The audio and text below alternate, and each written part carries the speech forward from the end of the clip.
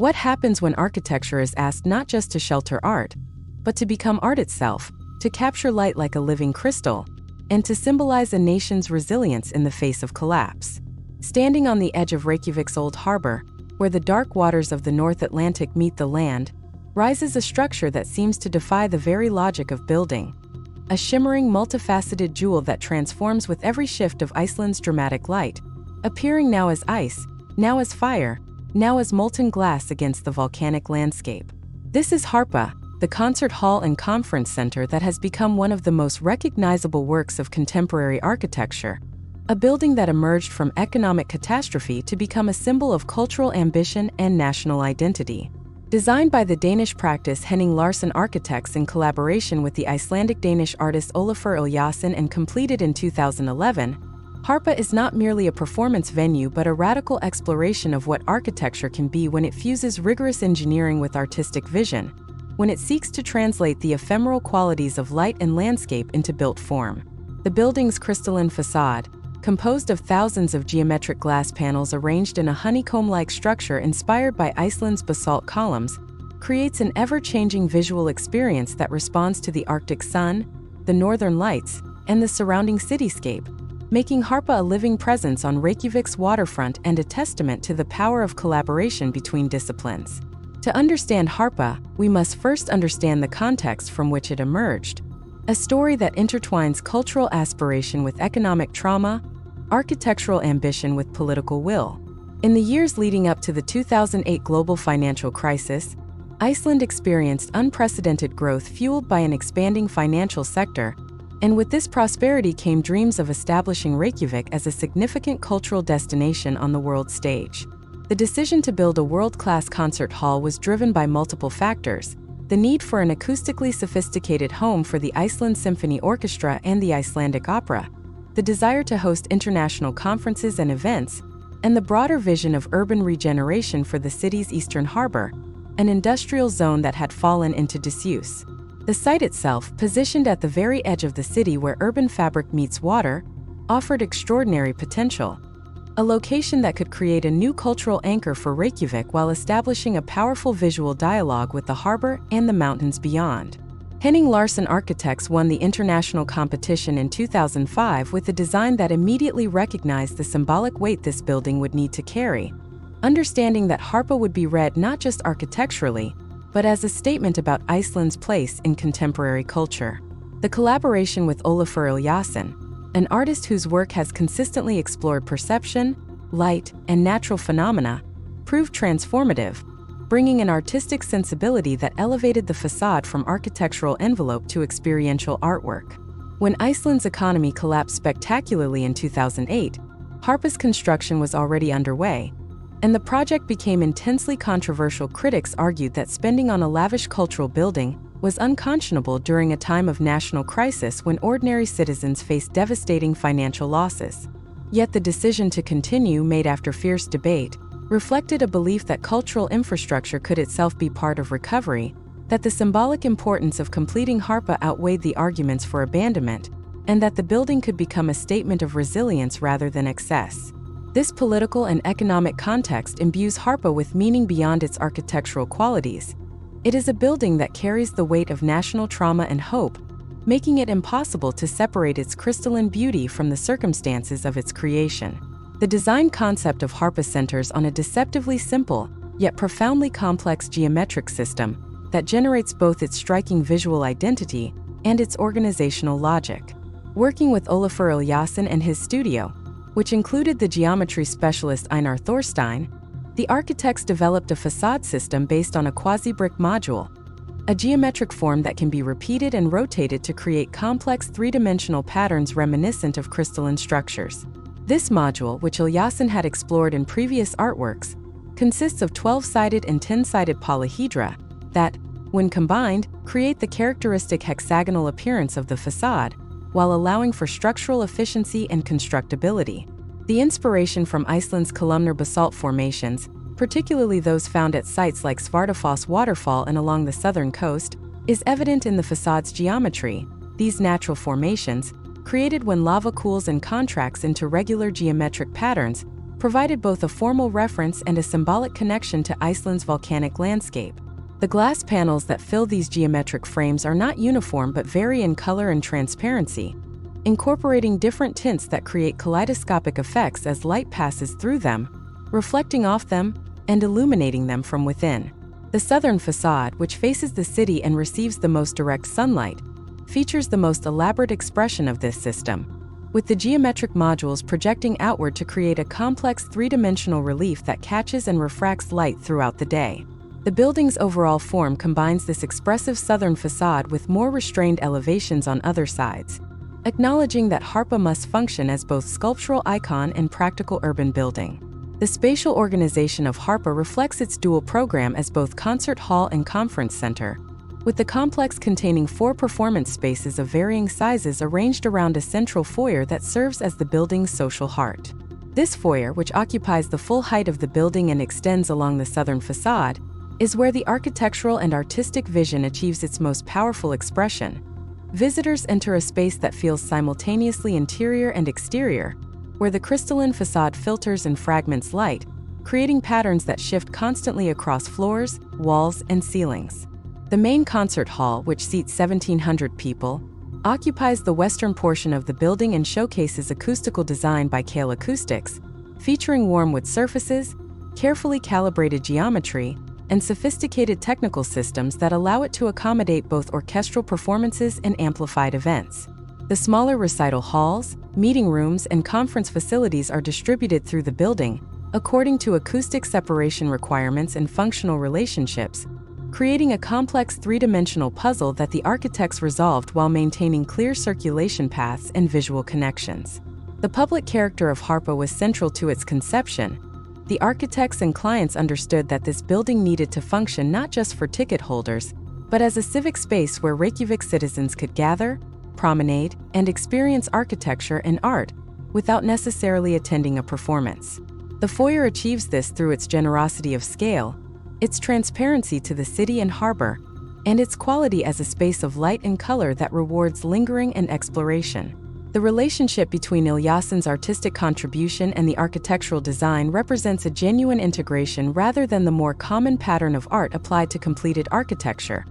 The facade system is simultaneously structural element, environmental mediator, and artwork, making it impossible to separate where architecture ends and art begins. This fusion required extraordinary coordination between the artistic and architectural teams, resolving questions of authorship and responsibility through continuous collaboration that extended from initial concept through construction detailing. The technical achievement of Harpa's facade cannot be overstated, translating the geometric vision into a buildable, weatherproof, and economically viable envelope required innovations in both design methodology and construction technique. The facade consists of a steel frame that carries the structural loads and provides the armature for the geometric modules, with each module composed of a steel frame containing 2 layers of glass with an air cavity between them, creating the thermal performance required for Iceland's climate, while allowing for the visual effects that give Harpa its character. The glass panels themselves were manufactured in several European countries,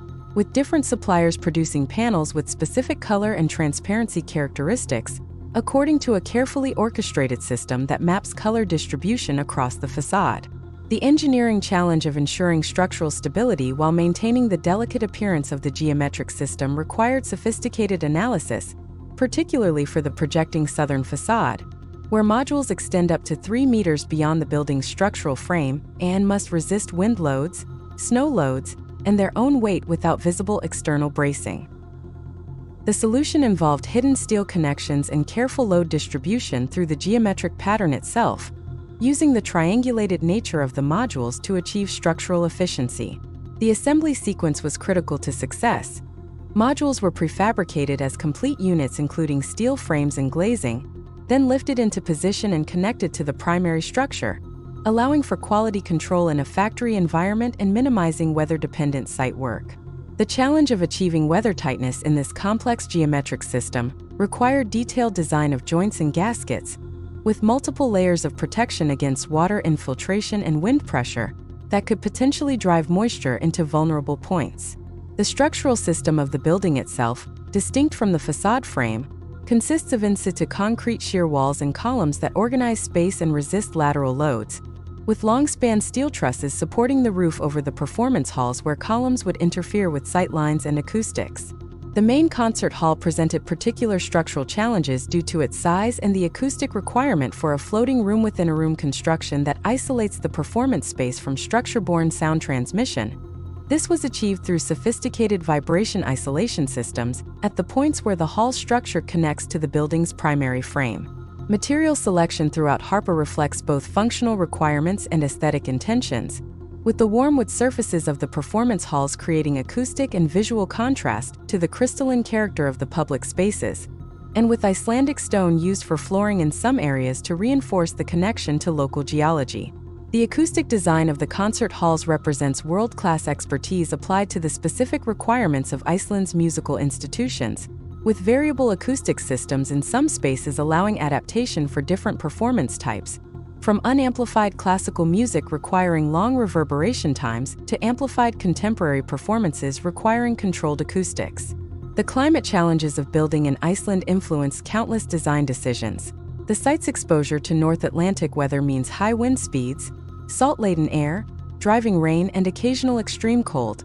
all of which required careful attention to durability and maintenance access. The energy strategy for Harpa takes advantage of Iceland's unique position as a nation powered almost entirely by renewable geothermal and hydroelectric energy, with the building connected to Reykjavik's district heating system that delivers hot water from geothermal sources for space heating and domestic hot water, making the operational carbon footprint remarkably low despite the building's size and technical complexity. The cooling strategy relies primarily on natural ventilation and thermal mass, taking advantage of Iceland's cool climate to minimize mechanical cooling requirements, though the conference spaces and some technical areas do require active cooling systems due to high occupancy and equipment heat loads. The façade's double-glazed construction provides thermal insulation, while the geometric relief creates shading and reduces solar gain, though the high-latitude location means that solar heat gain is generally beneficial during the long winter months when daylight is limited to only a few hours per day. LED lighting systems integrated into the façade allow Harpa to be illuminated at night, transforming it into a glowing beacon on the waterfront and allowing for programmed light shows that can respond to events or celebrations, making the building an active participant in the city's nighttime identity. The construction process, which continued through Iceland's financial crisis, required adaptations and value engineering to maintain viability while preserving the essential design vision. Some finishes were simplified, some technical systems were specified differently, but the core concept of the crystalline facade and the quality of the performance spaces were protected, reflecting the project team's commitment to architectural integrity, even under extreme economic pressure. The cultural impact of Harpa extends far beyond its function as a performance venue, operating symbolically at multiple scales from the personal to the national. For individual visitors, whether attending a performance or simply passing through the public spaces, Harpa offers an experience of architectural wonder that remains powerful even to those who encounter it repeatedly. The way light transforms the foyer throughout the day, the kaleidoscopic patterns cast on surfaces, the framed views of harbor and mountains through the geometric facade, all create moments of beauty and contemplation that enrich daily life. For Reykjavik as a city, Harpa has catalyzed the transformation of its waterfront district, anchoring subsequent development and establishing a new center of gravity for cultural and commercial activity, proving that major architectural investments can indeed generate urban regeneration as promised, though this effect took years to fully materialize. For Iceland as a nation, Harpa has become a symbol loaded with complex meanings. It represents cultural ambition and the belief that a small nation can produce architecture of international significance. It embodies the controversy and pain of the financial crisis and the decision to continue building despite catastrophe, and it has become a source of pride as the building has received international recognition and drawn visitors who specifically travel to experience it.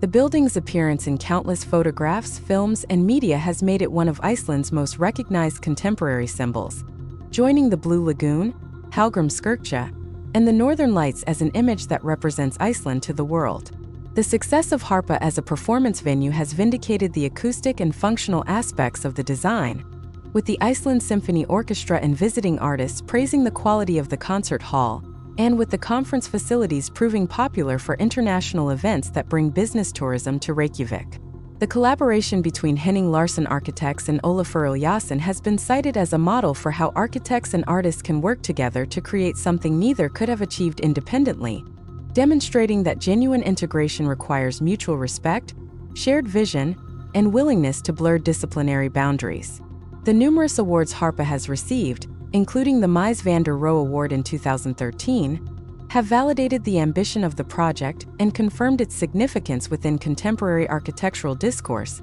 though critical responses have been mixed, with some praising the building as a masterpiece of light and geometry, while others have questioned the appropriateness of such an expensive gesture, given Iceland's economic circumstances. This ongoing debate about Harpa's meaning and value reflects broader questions about architecture's role in society. Should public buildings be modest and economical, or can they be permitted to be extraordinary and expensive if they elevate culture and create lasting value? These are questions without simple answers, and Harpa stands as a provocation to easy judgments, demanding that we consider what we want from our shared architectural heritage. What makes Harpa ultimately significant is the way it achieves synthesis between multiple ambitions and constraints. It is simultaneously a functional performance venue and a work of art, a technical achievement and an aesthetic experience, a local expression rooted in Icelandic geology and light, and a contemporary work that speaks to international architectural culture, a building born from economic catastrophe that has become a symbol of recovery and resilience. The fusion of art, architecture, and landscape that defines Harpa occurs at every scale, from the overall concept inspired by basalt columns and Nordic light to the detailed design of individual geometric modules, from the building's silhouette against Reykjavik's mountains to the patterns cast on a visitor's hand as they move through the foyer. This is architecture that understands buildings not as static objects, but as dynamic participants in the life of cities and nations, structures that accumulate meaning through use and time, while offering experiences that transcend the merely functional. Harpa reminds us that architecture at its best can be more than the sum of its program, structure, and materials. It can be a place where art and engineering converge, where light becomes tangible, where the specific character of a landscape and culture can be translated into form and space, and where a nation's aspirations can be given physical expression that endures beyond the circumstances of creation. Thanks for watching, and see you in the next one. And if you're passionate about architecture that pushes boundaries and tells powerful stories, consider subscribing to UrbArchitect for more deep dives into the buildings that shape our world.